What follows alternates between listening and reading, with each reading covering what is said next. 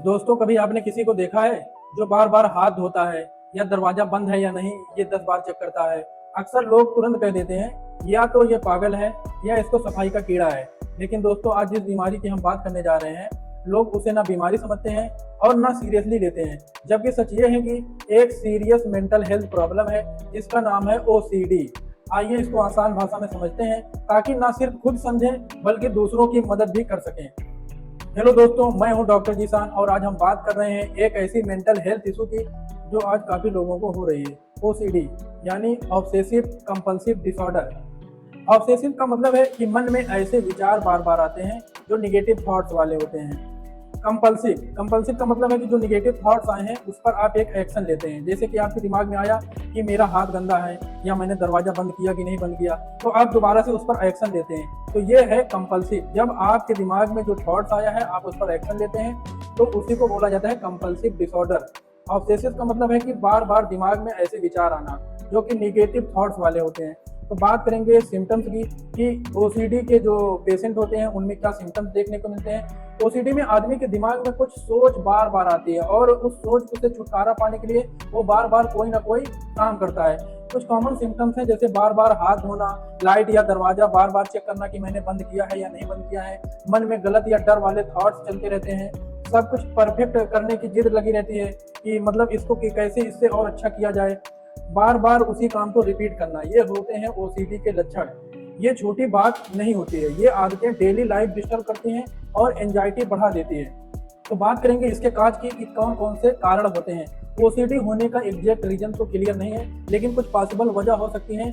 दिमाग का केमिकल जिसे हम सेरोटोनिन बोलते हैं, ये एक न्यूरोट्रांसमीटर होता है। जब इसका इम्बैलेंस हो जाता है तब ये प्रॉब्लम देखने को मिलती है। तो सेरोटोनिन का काम होता है हमारा मूड रेगुलेशन, जैसे कि हैप्पी फील या स्ट्रेस, इसके अलावा एंजाइटी कंट्रोल, इसके अलावा स्लीप रेगुलेशन, एपेटाइट, पेन, इसके अलावा बॉडी टेम्परेचर रेगुलेशन, ये सब सेरोटोनिन जो है इसको कंट्रोल करता है। तो जब इसकी मात्रा ब्रेन में कम हो जाती है तब ये प्रॉब्लम देखने को ज़्यादा मिलती है। इसके अलावा कुछ और कारण होते हैं जैसे कि जेनेटिक, जिसको हम आनुवंशिक बोलते हैं। इसके अलावा बचपन में या कोई ट्रॉमा हो गया हो या कोई इमोशनली स्ट्रेस हो गया हो।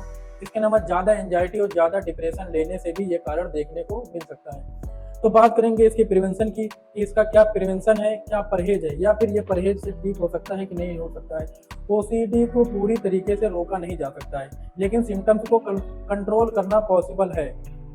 जैसे कि स्ट्रेस कम करने की कोशिश करें, योगा करें, मेडिटेशन करें। इसके अलावा वॉकिंग, जॉगिंग, अपनी डेली लाइफ रूटीन को चेंज करना होगा। इसके अलावा जैसे सही नींद लें, प्रॉपर 6-7 घंटे 8 घंटे की डेली नींद लेना जरूरी है। और एक रूटीन बनाएं, डेली रूटीन में अपना सारा काम करें। इसके अलावा कॉफ़ी हो गया, सिगरेट हो गया या अल्कोहल हो गया, इसको अवॉइड करें कम्प्लीटली।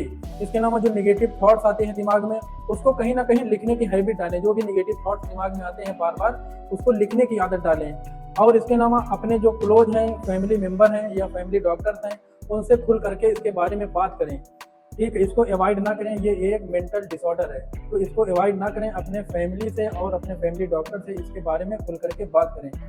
तो बात करेंगे इसके ट्रीटमेंट की कि कौन सी दवाइयाँ चलती हैं OCD पेशेंट को। OCD का ट्रीटमेंट डॉक्टर की सलाह से होता है। इसमें मेडिसिन और थेरेपी दोनों की जरूरत पड़ सकती है। तो जो मेडिसिन इसमें चलती है, doctor mostly SSRI medicine prescribe करते हैं। यह SSRI क्या होता है? यह होता है सिलेक्टिव सेरोटोनिन रीअपटेक इनहिबिटर। ये करता क्या है, जो बॉडी में न्यूरोट्रांसमीटर इम्बैलेंस हो गया है या उसकी डिफिशियंसी हो गई है, उसको जो है ये रीअपटेक करता है। इसको जो है न्यूरॉन्स के अंदर ज़्यादा देर तक रोक कर रखने का काम करता है। तो इससे जो है धीरे धीरे होता क्या है, जो OCD वाले सिम्टम्स हैं वो जो है धीरे धीरे कम होने लगते हैं। तो बात करेंगे दवाइयों की कि कौन कौन सी दवाइयाँ होती हैं। तो सबसे पहले फ्लुक्सेटिन हो गया 20 mg, सुबह 1 टैबलेट डेली लेना होता है। इसके अलावा सेल्टालिन 50 mg दिन में 1 बार। इसके अलावा फ्लुक्सामिन 50 mg रात को 1 बार। जो ये दवाइयाँ हैं डोज पेशेंट के सिम्टम्स के हिसाब से चेंज हो सकते हैं और इसको 100 से 200 mg तक घटाया बढ़ाया जा सकता है।